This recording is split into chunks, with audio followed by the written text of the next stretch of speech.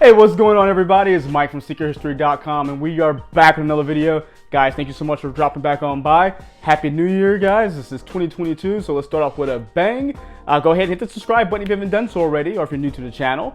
Go ahead and leave a like, drop a comment to make sure that, the video is getting through the algorithm, so, of course, more people can see it. And if you need to find me outside of YouTube, find me on Instagram and Twitter at MadWatcher789. And, of course, you can always find me on the Sneaker History Podcast and sneakerhistory.com. All right, everybody, so this is episode 2 of the Buying Every Jordan sneaker for my collection, or with an asterisk, every Jordan 1 through 14. Now, as you guys saw in the first episode, that was towards the end of last year. First Jordan we bought was the Jordan 6 Electric Green, which I put a picture, I guess, right here. There we go. And so that one's crossed off the list. So next, guys, I was able to get another one, and this time it was through a trade. And shout out to Andrew, one of our awesome Discord family members. He was actually able to trade me a pair of his Jordans for a pair of sneakers I really wasn't wearing that often. So just to kind of set the stage for you guys, I actually traded Andrew my pair of lightly worn ALD. It was the navy and red, or red and navy 550s. Wore them a couple of times. They just, they started collecting dust. They really weren't for me, not something I was wearing so often.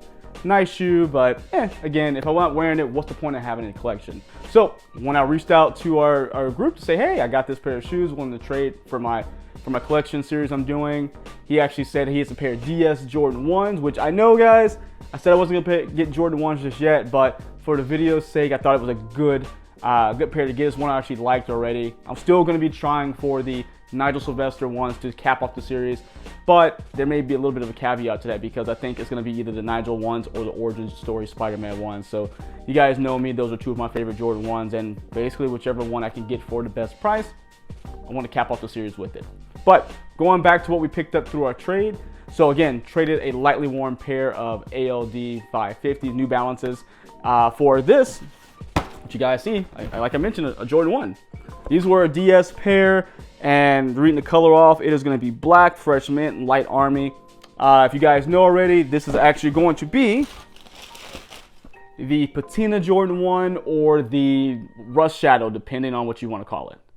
Now, this particular Jordan 1 actually released in May of last year, May of 2020. Now, this was one of the products, or I guess victims of weird release dates because of all of the things going on when it comes to just product getting to store shelves or where they need to be. So this actually got pushed back a few times. I think originally it was supposed to release like in February or March, but got pushed back a couple months. But regardless, it did come out, and this is one of the more underrated Jordan 1s I think of last year. This one I really like because it gives you kind of a hint of one of my favorite Jordan 1s is going to be the Shadow. Again, that's where the Rust Shadow name comes from.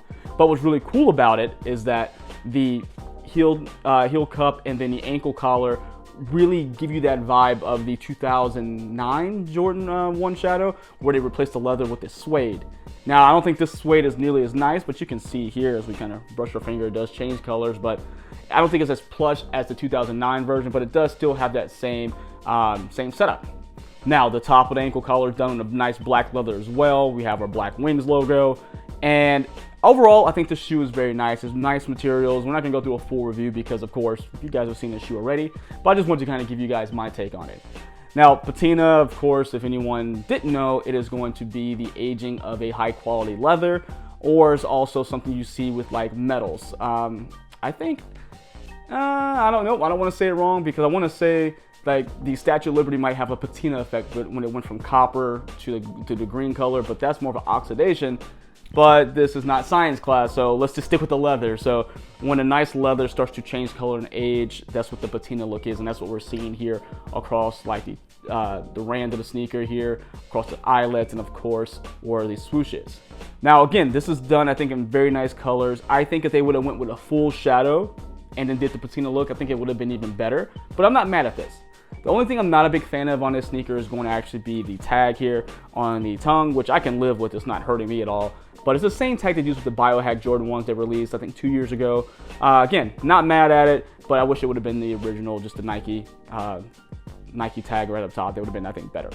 Now, the mint green, that's where the color's going to pop off there. But it also, if you look at the gray here, there's also kind of like a hint of green within the gray. So there's a little bit in it. And actually, you know what? Mint Light Army. You know what? This might be the Light Army, honestly. it's maybe, I think the green has been made to look aged to give it a gray look, so maybe it's not actually a gray color. So this light army is just, again, giving an aged look to look like more gray, but you can see the hints of green, especially in the threading that is used to stitch it together on the sneaker. Again, this is a very, I think, a quality sneaker, especially in a time where we can get so many different things. It's kind of like a kind of mystery box of what you get. You never know when you get a release if it's going to be good quality or not, and this is one of the ones that was a good quality sneaker. But again, just because of the color scheme, the non-traditional tongue tag, I don't think it's something that people really looked out for. Maybe down the line, you know how it goes. People kind of have this 2020 hindsight of, oh, I want this one. I've always liked it because, again, I think it mixes two of my favorite shoes, again, the Shadow, but also with that kind of aged look. Again, going back to the Nigels, it gives you that kind of the two matched up into one, but that's just my thought process. I know someone can think something completely different.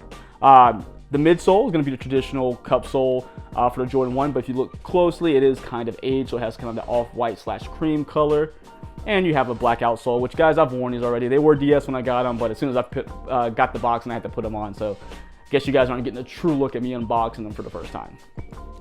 Now, nothing else really special about this one. It does come with those mint laces, which they will stay in this bag because I do not want to even, no, they don't look good. We changed out. Again, my opinion.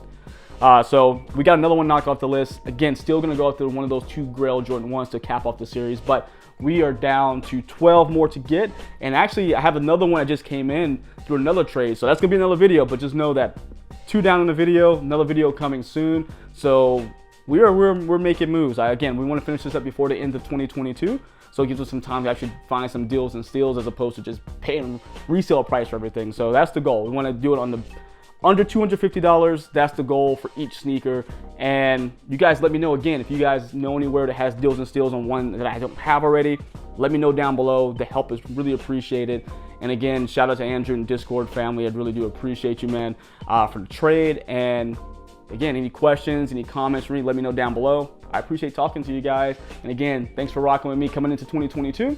Hope to see more faces, more subscribers, and I hope to put out better content for you guys. And by the way, I hope you guys liked the beginning of the video. That's the new office setup I've been working on for the last, I guess a couple weeks here. So hope you guys like it, and yeah, just more things to come. And again, guys, thank you, and until next time, see ya.